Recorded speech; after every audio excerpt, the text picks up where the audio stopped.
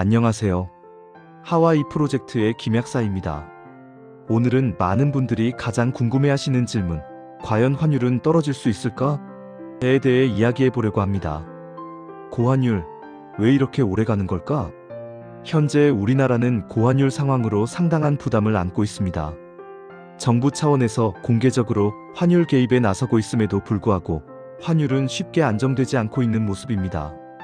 뿐만 아니라 국민연금, 증권사, 기업들에 이르기까지 달러 매수와 관련한 다양한 압박과 메시지가 나오고 있지만 시장에서는 아직 환율이 안정될 조짐을 뚜렷하게 보여주지 않고 있습니다. 12월 FOMC 이후에도 환율은 왜 내려오지 않았을까? 모두가 주목했던 12월 FOMC가 지나갔습니다. 미국은 기준금리를 0.25% 인하했고 이로 인해 한국과 미국 간의 금리 차이는 일부 축소되었습니다. 이론적으로만 보면 달러 강세가 완화되고 원달러 환율도 내려오는 것이 자연스러워 보입니다. 하지만 현실은 달랐습니다.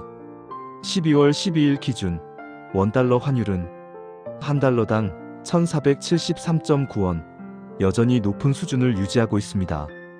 FOMC 기대감으로 잠시 1465원대까지 하락했다가 곧바로 다시 반등하는 모습을 보였는데요. 약달러 환경에서도 환율이 오른다는 의미, 이 상황이 의미하는 바는 무엇일까요? 저는 크게 두 가지로 해석할 수 있다고 생각합니다. 1. 국내 시장의 자력 환율 방어 기능이 상당 부분 약화되었다는 점.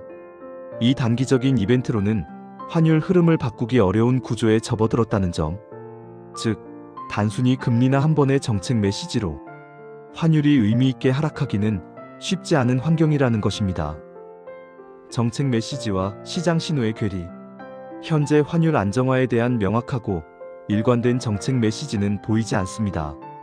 또한 최근 정부의 서울 집값에 대한 추가 대책은 없다는 발언 등을 종합해보면 현실적으로 시장을 강하게 제어할 수 있는 수단이 많지 않아 보입니다.